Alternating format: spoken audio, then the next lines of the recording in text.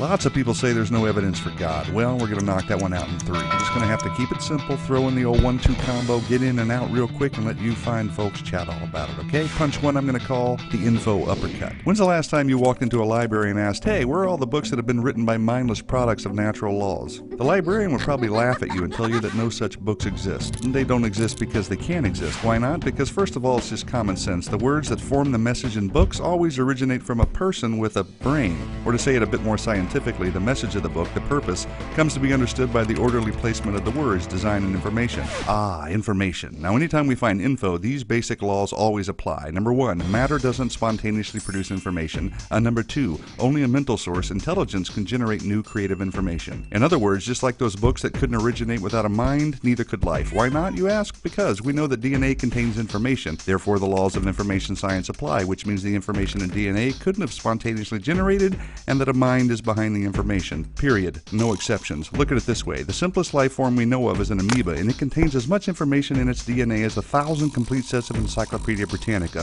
So, are we to believe that there's no way a message in a library book could spontaneously generate, but far more complicated messages in DNA that contain 1,000 times more information could have?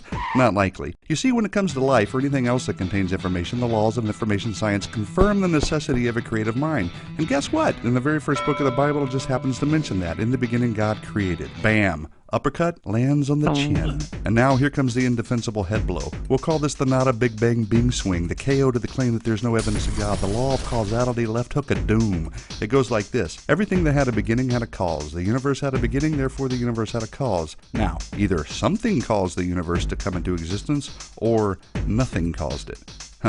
I might not be the smartest guy behind the telescope, but honest, practical, everyday thinking's going to lead me to the latter. You have to work pretty hard to conjure up a way that nothing did it. You see, it's pretty improbable, nigh impossible, to account for design, information, and cause if the universe just exploded from nothing. Smack! And while we're on the topic, where did the matter come from that exploded? Are we really to believe that there was nothing and then it exploded, and now the exploded nothing is something, and we just happen to be smart enough to discover and understand the very laws that prove the opposite? And if the general understanding of the law of cause and effect is true, how can matter come from a lesser cause like nothing?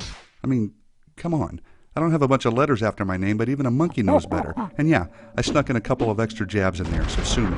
Now for some parting words from our sponsor, the Bible. It tells us in Romans 1:20 that since the creation of the world, God's invisible attributes are clearly seen, being understood by the things that are made, even his eternal power and Godhead, so they are without excuse. It also says that people actually know the truth, but they reject it, which explains why even though there's overwhelming evidence that there is a God, evidence won't convince the unwilling. Sad but true. So there you have it. With just a couple of meaningful blows, the claim that there is no evidence for God is down for the count, mi amigos. In other words, it's been debunked. Adios.